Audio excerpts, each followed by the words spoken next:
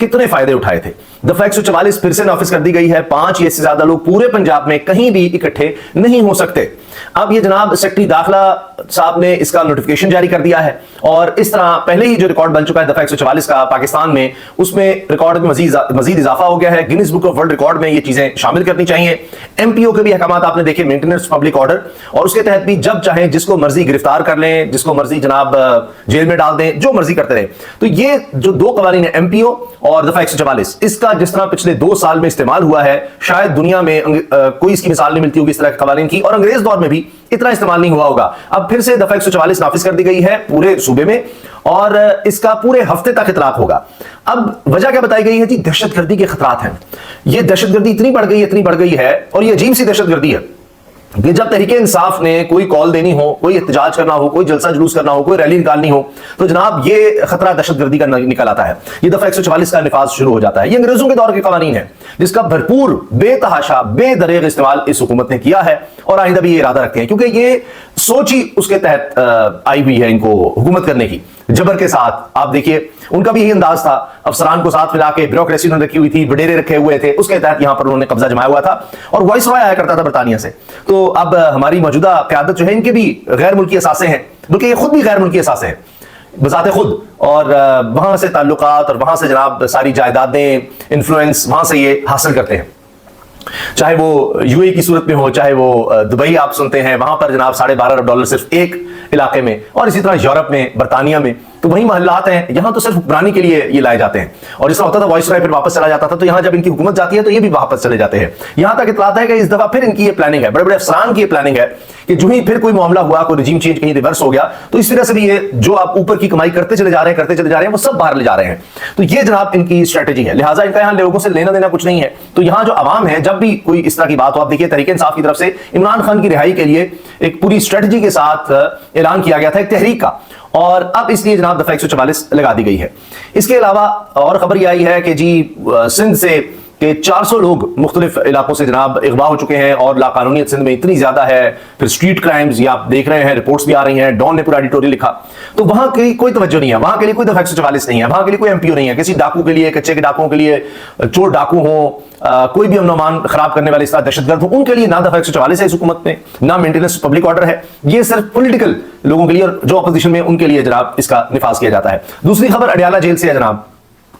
उसमें इमरान खान साहब की सिक्योरिटी का जो इंचार्ज है उसको बदल दिया गया है और इसकी कोई वजह नहीं बताई गई। जो सुपरवाइजर है इमरान खान की सिक्योरिटी सुपरविजन पर तैनात डिप्टी सुपरिटेंडेंट अडियाला जेल तब्दील कर दिए गए हैं और इसमें खबर यह है कि deputy superintendent executive Adiala jail Mohammad Akram को तब्दील कर दिया गया। मोहम्मद अकरम को फौरी तौर पर ओहदे का चार्ज छोड़कर महकमा जेल खाना जात लाहौर रिपोर्ट करने का हुक्म दिया गया। Deputy superintendent judicial Tahir Sadiq Shah को मोहम्मद अकरम की जगह इजाफी जिम्मेदारियां सौंप दी गई। जेल अफसरों के तबादले और तकर्रुर का नोटिफिकेशन होम डिपार्टमेंट पंजाब ने जारी कर दिया है।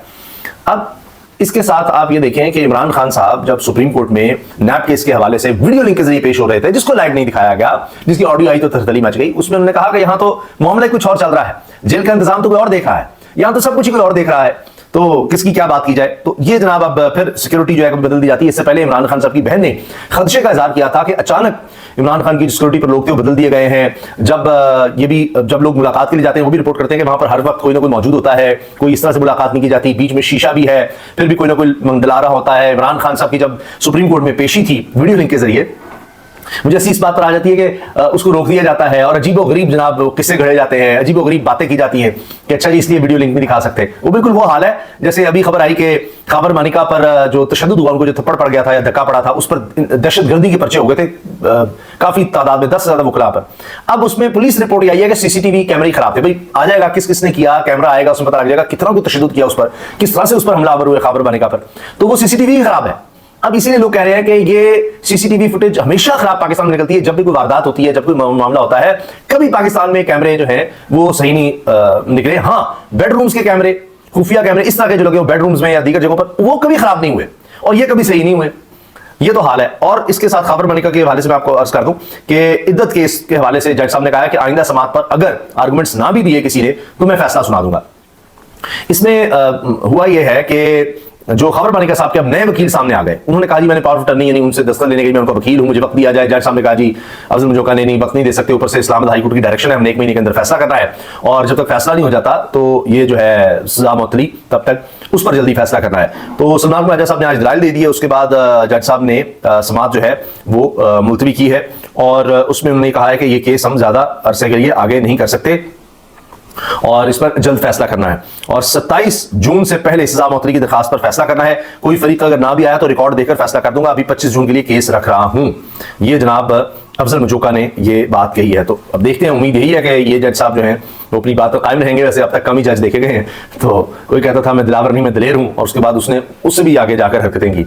इसी तरह वो शाहरुख अंजुमन थे कि जनाब मैं तो ये हूं, मैं तो वो हूं, फलां हूं, मुझ पर आज तक किसी ने इतराज नहीं किया, मैं दरखास्त मुस्तरद करता हूं कि जी मेरे अलावा कोई जज सुन लेगा। और जिस दिन फैसले का कहा था कि आज मैं फैसला सुनाऊंगा, फैसला सुनाने आए और उसके बाद क्या ड्रामा हुआ और कहा जी मैं नहीं फैसला सुना रहा। तो यहां बड़ा कुछ हो जाता है। अभी देखिए बड़ी अजीब खबर है, बड़ी अजीब खबर है। बजट पर डेडलॉक बरकरार, पीपल्स पार्टी की मुतालबात मंजूरी तक गैर मशरूत हिमायत से माजरत, गैर मशरूत हिमायत से, हिमायत है गैर मशरूत नहीं होगी, हिमायत हम साथ हैं आपके। बस जो मीटिंग अब बुलाई गई है दोबारा, आप देखिए ये बजट की कोई आवाम के लिए नहीं बात हो रही कि जी ओहो बजट में तो बड़े सख्त है, दूध बच्चों का भी महंगा कर रहे हैं आप, हर चीज महंगी कर रहे हैं जनाब, 18% जीएसटी और तो और फिक्स चार्जेस। आप बिजली चाहे 1 पैसे की भी इस्तेमाल ना करें, 1 रुपए की बिजली इस्तेमाल ना करें, 1000 रुपए तक फिक्स चार्जेस बढ़ाए जा रहे हैं। 1000 रुपए का बिल तो आपको आएगा ही आएगा। मुख्तलिफ कैटेगरीज हैं, 200 से 300 रुपए तक का फिर है और 1000 रुपए तक जाएगा। ये फिक्स्ड चार्जेस होंगे जो आपने देने ही देने हैं, बाकी टैक्सेस तो है ही हैं। तो ये पीपल्स पार्टी को इसका मसला नहीं है। मसला ये है कि हमारा हिस्सा हमें पंजाब में नहीं दिया जा रहा। तो जितनी सीटें हैं उस हिसाब से नहीं, जो मुआहदा हुआ था कि हम पंजाब में कोलिशन में होंगे, हम आपको विभाग में सपोर्ट करेंगे, तो हिस्सा बड़ा चाहिए। और उस हिस्से में क्या शामिल है कि ब्यूरोक्रेसी हमारे अंडर की जाए। जिन इलाकों में हम कहते हैं, मिसाल के तौर पर मुल्तान, वहां पर यूसुफ गिलानी उनका जरा इन्फ्लुएंस है, तो वहां की ब्यूरोक्रेसी, वहां के इंस्पेक्टर तक, इलाके के डीपीओ तो छोड़ ही दीजिए ना, वो तो लाजमी है ना, कमिश्नर वगैरह तो पक्का, नीचे तक तहसीलदार तक, पटवारी तक, वो सारे हमारे कहने पर लगेंगे क्योंकि फिर हमने उनसे जायज नाजायज काम लेने हैं, सारा कुछ करना है। तो यहां पर सियासतदान क्या नहीं करते जनाब, जब इस तरह आते हैं, जब जाली मैंडेट होता है तो फिर जमीनों पर कब्जे, दूसरे मामलात, उसमें सारी ब्यूरोक्रेसी का इस्तेमाल होना है। तो जब आप अपने लोग लगाएंगे तभी वो काम आसानी से हो सकेंगे ना, वरना हो सकता है कि नून लीग का बंदा लगा हुआ है वो तो नून लीग के लिए काम करेगा, या बता देगा जी पीपल्स पार्टी वाले तो यहां पर चाह रहे हैं काम, इस तरह से चाह रहे हैं, ये काम कर रहे हैं, तो मरीम साहबा का क्या बनेगा। तो नून लीग के वहां इलाके क्या करेंगे, तो जाहिर है कि इलाका तो एक है, जमीनें तो वहीं हैं, वहीं के लोग हैं, तो कौन किसकी सुनेगा। तो लिहाजा बंदे हमारे लगाने हैं। यहां तक जनाब डिटेल्स डिस्कस हुई हैं। ये मसला है जिस पर जनाब डेड लॉक है, डेड लॉक ये है, कोई आवाम के लिए कोई नहीं है कि महंगाई वगैरह कुछ नहीं, वो तो आप जितनी मर्जी करें, हमने आपको सपोर्ट किस लिए किया है, मिलकर मजों के लिए, पहले भी तो थे हम इकट्ठे, तो इसमें कोई मसला नहीं है। मसला ये है कि ये काम नहीं होना चाहिए कि हमारा हिस्सा कम हो, जितना हमारे वोट हैं उस हिसाब से भी हिस्सा नहीं, ज्यादा मजे ज्यादा होने चाहिए। ये आईनी ओहदे भी हमने लिए हैं, बाकी भी सारा कोई आप मुझे बताइए, पीपल्स पार्टी वजारतों के अलावा अभी काबीना में कोई काम उनका हो तो वो हो जाएगा। जरूरत है नून लीग की, बस ये ऐसे ही दिखाने के लिए, वो जी निफासी ने कह दिया उसकी जरूरत हुई, वो हसन मुर्सा कह रहे हैं ये सारे अडयाला जेल में होंगे, हम नहीं साथ देंगे, फलां नहीं। तो ये ऐसी नूरा कुश्ती है और ये चलती रहनी है। ये अगर नूरा कुश्ती किसी ने खत्म करनी है तो आवाम ने ही खत्म करनी है। और इसके खदशात का इज़हार अब एजेंसीज भी कर रही हैं, यानी इंटरनेशनल जो एजेंसीज हैं वो ये कह रही हैं कि जिस तरह की महंगाई पाकिस्तान में आने वाली है, इस पर अवामी रद्देमल आ सकता है और उसके नतीजे में इस हुकूमत को लेने के देने पड़ सकते हैं। बाकी तो वो समझते हैं कि हमने चीज़ें सारी सेटल की हुई हैं, बाकी सारे मिलकर खा रहे हैं, वो कोई मसला नहीं है। इजाज़त दीजिए, अल्लाह हाफ़िज़।